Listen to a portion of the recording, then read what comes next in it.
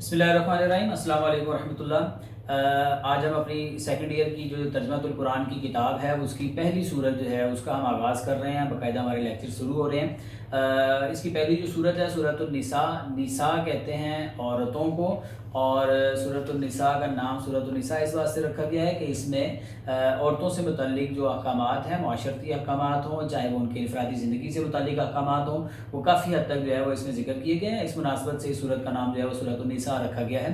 मैं आपको पहली वीडियो के अंदर अपना लॉन्ग क्वेश्चन के हवाले से जो है वो बता चुका हूँ कि किस तरीके से हमें लॉन्ग क्वेश्चन को अटैम्प्ट करना है। अगर आपने नहीं देखी तो सबसे पहले आप उस लॉन्ग क्वेश्चन को अटैम्प्ट करने के तरीकों को वाली वीडियो को देख लें, उसके बाद फिर उसके अकॉर्डिंगली मैं आपको लेकर चल रहा हूँ। तो जो स्टूडेंट्स उसको देख चुके हैं उनके लिए मैं बात को स्टार्ट करता हूँ आगे। तो सबसे पहले जो है वो आपने तारुफ लिखना होता है। तारुफ के अंदर मैंने आपको बताया है जो 6 चीज़ें आपने जिक्र करनी होती है वो मैं आपकी वीडियो के ऊपर स्टेटस बार आ रहा है जिसके अंदर सारी बातें लिखी हुई हैं। आप देखें कि बिल्कुल दरमियान में लिखा हुआ है नाम सूरतुन निसा मदनिया, तो ये मदनी सूरत है। राइट साइड पे देखें आयातुहा लिखी हुई है 176, ये इसकी आयतें हैं। लेफ्ट साइड पे लिखा हुआ है रुकुआतुहा 24, ये इसके रुकू हैं। और सूरतुन निसा मदनिया का जो वर्ड लिखा है इसके बिल्कुल राइट साइड पे देखें नंबर 4 लिखा हुआ है। नंबर 4 से मतलब ये है कि ये तरतीब तौकीफ़ी के एतबार से चौथे नंबर की सूरत है। और लेफ्ट साइड पर आप देखें ब्रैकेट के अंदर 92 लिखा हुआ है, इसका मतलब ये कि अपनी तरतीब नुज़ूली के एतबार से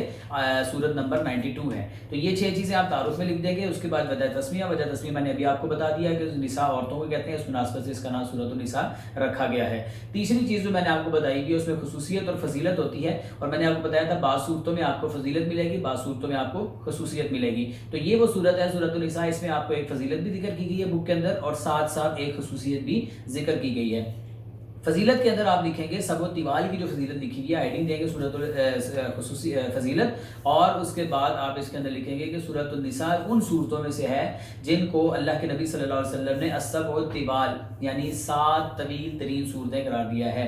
और इनके बारे में अल्लाह के नबी सल्लल्लाहु अलैहि वसल्लम ने फरमाया कि मुझे तौरात के बदले में ये सूरतें अता की गई हैं। और मजीद एक जगह भी ये कहा गया कि जिसने सबो तिवाल यानी पहली 7 सूरतें सूरह फातिहा के बाद वाली उनका इल्म हासिल कर लिया तो वो बहुत बड़ा आलिम बन गया। तो ये 2 फजीलतें आप एक बुक में लिखी हुई है, एक मैंने आपको बताई है जो आप पहले भी पढ़ चुके हैं, वो आप इसमें ऐड कर लेंगे। उसके बाद अगली हेडिंग आएगी खुसूसियत, और खुसूसियत के अंदर ये बुक के अंदर आपके हज़रत अब्दुल्लाह इब्न मसूद रज़ियल्लाहु तआला अन्हु के हवाले से जो एक हदीस मुबारका यहाँ पे तहरीर की गई है सही बुखारी की, वो हदीस मुबारका आपने लिखनी है जिसमें उन्होंने कहा कि मुझे अल्लाह के नबी ने कुरान पढ़कर सुनाने को कहा और मैंने सुनाया, और फिर वो एक आयत जो है आयत नंबर 41 तक पहुंचे। तो उसके बाद मैंने रसूलुल्लाह को देखा तो आप बहुत सारा आपके आंसू जारी थे, आप ज़ारों के दार रो रहे थे। तो ये पूरी हदीस मुबारका आपने खुसूसियत की हेडिंग के अंदर जिक्र कर देनी है। उसके बाद सूरत का मरकज़ी मौजू की हेडिंग आती है, मरकज़ी मौजू as defined in the book, उसी के अकॉर्डिंग आपने उस चीज़ को वैसे ही लिख देना है कि ये सूरतुन निसा में हकूकुल्लाह, हुकूकुल इबाद, तकवा की अहमियत, औरतों के हकूक़, अहले किताब और मुनाफिकीन के रवैयों की मज़म्मत, ग़ज़वा बदर और रोहद और समाजी ज़िंदगी के इस्लाह से मुतल्लिक़ अहकामात बयान किए गए। ये इसका मरकज़ी मौजू आ जाएगा। उसके बाद बुनियादी मज़ामीन की एक मेन हेडिंग आएगी, और उसकी सब हेडिंग्स के तौर पर जब हम स्टार्ट करेंगे तो सबसे पहली हेडिंग जो आपने बिल्कुल मज़ामीन के स्टार्ट में लगानी है वो है हुकूकुल इबाद। और ये पूरा पैराग्राफ जो पहला बुनियादी मज़ामीन का है, ये पूरे का पूरा पैराग्राफ जो है वो हुकूकुल इबाद की हेडिंग के ज़ेल में आ जाएगा। और उसके बाद जो सेकंड पैराग्राफ स्टार्ट हो रहा है जो कि नेक्स्ट पेज पर पेज नंबर 5 के पहली लाइन तक चल रहा है, इसके लिए आपने हेडिंग दे देनी है समाजी हुकूक की तालीम। ये दूसरी हेडिंग आ गई। उसके बाद थर्ड पैराग्राफ जो आपका पेज नंबर 5 पे स्टार्ट हो रहा है उसके स्टार्ट में आपकी हेडिंग आएगी अहले बातिल को तंबीह। और इसके बाद जो नेक्स्ट पैराग्राफ आपका स्टार्ट हो रहा है उस पैराग्राफ के लिए आपने हेडिंग देनी है औरतों के हुकूक। और लास्ट पैराग्राफ जो है उसके लिए आपकी हेडिंग आ जाएगी यतीमों के हुकूक। ये 5 से 6 हेडिंग्स हैं जो कि मैंने आपको बता दी हैं, ये आपने हेडिंग मार्क कर देनी है। उसके बाद जैसा कि आपको बताया मैंने कि हम अपनी जो मज़ामीन हैं उन मज़ामीन के रेफरेंसेस को भी साथ साथ देखते चले जाएंगे कि ये जो मज़ामीन यहाँ पर जिक्र किए गए हैं ये किस आयत के किस हिस्से से जो है वो लिए गए हैं, लिहाजा उनको आप देखते चले जाएंगे बारी बारी। सबसे पहले देखें सूरतुन निसा के अंदर आगाज में लिखा है कि हुकूकुल्लाह के ज़िमन में अल्लाह ताला की इबादत करने और शिर्क से बचने की तालीम दी गई है। और इससे मुतालिक आयत मुबारका 36 रेफरेंस आप नोट कर लें। आयत नंबर 36 जिसमें ये कहा गया है कि वअबुदुल्लाह वला तुशरिकू बिही शैयन, और अल्लाह की इबादत करो और उसके साथ किसी भी चीज़ को शरीक मत करो। अगली बात है कि हर अमल में इखलास इख्तियार करने और रियाकारी से इज्तनाब की ताकीद की गई है। इसके लिए है आपका रेफरेंस नंबर आयत नंबर 38 जिसमें ये मना किया गया, और आयत के अल्फाज हैं कि वल्लदीना युनफिकून अम्वालहुम रिया अन्नास کافروں کا پیچھے تذکرہ چل رہا ہے اور کافروں کی ایک صفت بیان کی گئی ہے کہ یہ وہ لوگ ہیں کہ جو اپنے مال کو لوگوں کے دکھلانے کے لیے خرچ کرتے ہیں، تو وہاں سے جو ہے یہ مضمون نکالا گیا۔ اس کے بعد آ گیا جی حقوق اللہ میں اہم ترین حق نماز ہے۔ اس صورت میں سفر، خوف اور حالت مرض میں نماز کے متعلق کچھ احکامات کی تفصیل بیان کی گئی ہے، اور یہ آیت نمبر آپ کے 101 کے اندر یہ بات بیان کی گئی ہے کہ صلاۃ الخوف یعنی خوف کی حالت میں نماز کیسے پڑھنی ہے اور سفر کی حالت میں کیسے نماز پڑھنی ہے۔ آیت کریمہ ہے وَإِذَا ضَرَبْتُمْ فِي الْأَرْضِ فَلَيْسَ عَلَيْكُمْ جُنَاحٌ أَن تَقْصُرُوا، اگر آپ سفر کے اوپر ہیں تو آپ کے لیے حرج نہیں ہے کہ آپ کیا کریں، نماز کو تھوڑا سا قصر کر لیں، یعنی اس کو کم کر لیں، من الصلاۃ ان خفتم ان تفتنکم الذین کفروا، اور اگر تم اس بات کا خوف ہو کہ تم فتنے میں ڈالے جاؤ گے کافروں کی طرف سے، یعنی تمہیں خوف ہو، حالت جنگ کے اندر موجود ہو، تو اس صورت میں بھی تم نماز کو قصر کر لو۔ نماز کے قصر کرنے کا طریقہ وہ ایک الگ سے انشاءاللہ ہم جو ہے وہ ڈیفائن کر دیں گے کہ صلاۃ الخوف کس طریقے سے پڑھی جاتی ہے، اس کی اجازت یہاں پر دی گئی ہے۔ اس کے بعد آگے جی اسی بات کے اندر آگے اسی ہیڈنگ کے اندر لکھی ہوئی بات کہ حقوق العباد کے حوالے سے والدین کے ساتھ اس نے سلوک کا حکم دیا گیا ہے، قریبی رشتہ داروں، مسکینوں اور یتیموں اور ہمسایوں اور مسافروں کے حقوق کی ادائیگی کے اوپر زور دیا گیا ہے۔ تو اس میں آپ کا آیت نمبر ریفرنس جو آئے گا آیت نمبر 36 اور 37، جس کے اندر آپ کو یہ بتایا گیا ہے کہ وَبِالْوَالِدَيْنِ إِحْسَانًا وَبِذِي الْقُرْبَى وَالْيَتَامَى وَالْمَسَاكِينِ وَالْجَارِ ذِي الْقُرْبَى وَالْجَارِ الْجُنُبِ وَالصَّاحِبِ بِالْجَنبِ وَابْنِ السَّبِيلِ، کہ آپ اپنے والدین کے ساتھ احسان کریں اور اچھا سلوک کریں، اور رشتہ داروں کے ساتھ اور یتیموں کے ساتھ اور مسکینوں کے ساتھ اور آپ کے قریبی رشتہ دار پڑوسیوں کے ساتھ، آپ کے غیر جاننے والے یعنی اجنبی پڑوسیوں کے ساتھ، اسی طرح جو وقتی طور پر آپ کے ساتھ پڑوسی بن رہا ہے اس کے ساتھ، اور اسی طرح سے مسافر کے ساتھ، کہ ان لوگوں کے حقوق آپ جو ہے وہ بیان کرتے چلے جائیں گے۔ ٹھیک ہو گیا جی،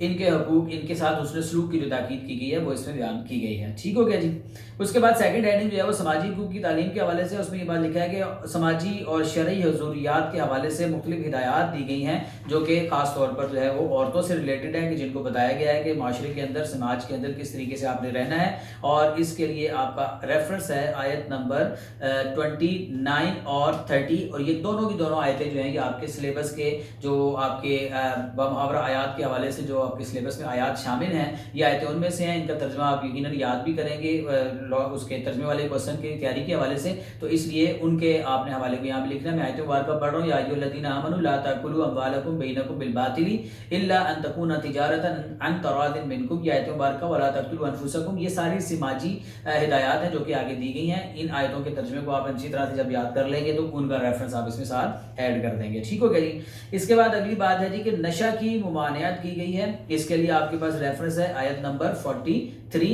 جس میں یہ کہا گیا ہے کہ یا ایھا الذین آمنوا لا تقربوا الصلاۃ وانتم سکارى حتی تعلموا ما تقولون، کہ اے ایمان والو تم اس وقت تک نماز کے قریب مت جاؤ جب تک کہ تم کیا ہو، نشے کی حالت میں ہو، یہاں تک کہ تمہیں یہ پتہ لگنا شروع ہو جائے کہ جو تم کہہ رہے ہو، یعنی اپنے دماغی طور پر آپ حواس کے اندر واپس آ جائیں تو تب تک آپ جو ہے وہ نماز نہیں پڑھ سکتے۔ ٹھیک ہو گیا۔ تو اس سے پتہ لگ گیا کہ نشہ جو ہے پڑھنا، نشہ کرنا جو ہے وہ درست نہیں ہے، اور آگے چل کے اس کی حرمت کے حوالے سے بھی آیات بعد میں نازل کر دی گئی۔ اس کے بعد تیمم کا طریقہ بتایا گیا، اور تیمم کا طریقہ جو ہے وہ آیت نمبر 43 کے اندر آپ کو جو ہے ساری ڈیٹیل اس کی بتائی گئی ہیں۔ آیت مبارکہ کے اندر کہا گیا کہ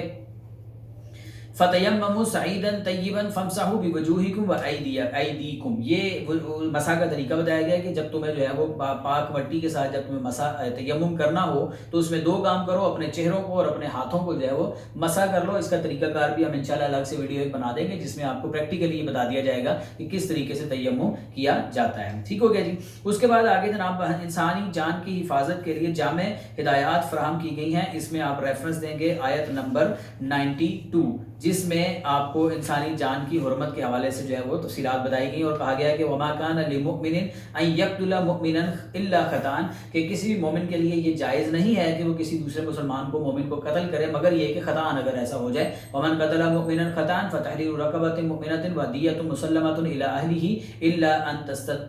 الا ان يصدقوا، کہ اگر بتایا گیا کہ اگر خطأ جو ہے وہ قتل ہو جائے تو اس کے لیے پھر ضروری ہے کہ آپ اس کا جو ہے وہ ایک غلام کو اس کے بدلے میں ایک مسلمان غلام کو آزاد کر دیں، یا پھر اس کا جو ہے وہ خون بہا اس کے مقتول کے جو اہل و عیال ہیں ان کو دے دیں اور خون بہا 100 اونٹوں کے برابر ہوتا ہے، اور یا پھر تیسری بات یہ کہ اگر وہ آپ کو معاف کر دیں، مقتول کے جو لواحقین ہیں وہ اگر معاف کر دیں تو پھر معاف ہے، ورنہ اس چیز کا بدلہ اس طرح سے ادا کیا جائے گا۔ اور اس کے بعد اگلی بات لکھی ہوئی ہے کہ ہجرت اور مہاجرین کی فضیلت بیان کی گئی ہے، اور یہ آیت نمبر جو ہے وہ 100 نمبر آیت ہے، اور آپ کو یاد ہوگا کہ یہ 9th کلاس کے اندر جو ہے وہ 10th کلاس کے اندر ہجرت کے حوالے سے، ہجرت کی اہمیت کے حوالے سے جو آیتیں وہاں پہ جو ذکر کی گئی تھی وہ آیتیں یہیں سے ہیں کہ وَمَن يُهَاجِرْ فِي سَبِيلِ اللَّهِ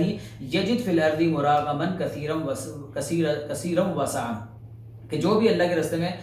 نکل کر ہجرت کرنے کا ارادہ کرے گا تو وہ یقینی طور پر اللہ کی زمین کو وسعت والا پائے گا، اور بہت ساری چیزیں جو ہے جگہ اس کو مل جائے گی۔ وَمَن يَخْرُجْ مِن بَيْتِهِ مُهَاجِرًا إِلَى اللَّهِ وَرَسُولِهِ ثُمَّ يُدْرِكُهُ الْمَوْتُ فَقَدْ وَقَعَ أَجْرُهُ عَلَى اللَّهِ، اور اسی طرح یہ بات بھی بتا دی کہ اگر کوئی ہجرت کرنے کے لیے گھر سے نکلا اور راستے میں اس کو موت واقع ہو گئی تو اس کا اجر جو ہے وہ اللہ کے ذمہ ہے، ٹھیک ہے جی۔ اس کے بعد اگلی بات جو اس میں بیان کی ہے کہ معاشرتی معاملات میں انسان کی ذمہ دارانہ کردار کے حوالے سے سچی گواہی کے اوپر زور دیا گیا ہے، یعنی گواہی کے حوالے سے زور دیا ہے کہ انسان کسی بھی طرح کی موقع پر اپنے سچے گواہی سے جائے باز نہ ہے، اور اس کے لیے آپ کا ریفرنس ہوگا آیت نمبر 35 جس کے شروع میں یہ بیان کیا گیا ہے کہ یا ایھا الذین آمنوا کونوا قوامین بالقسط شہداء للہ ولو علی انفسکم او الوالدین والاقربین، کہ اے ایمان والو اپنے آپ کو انصاف کے تقاضوں پر قائم رکھو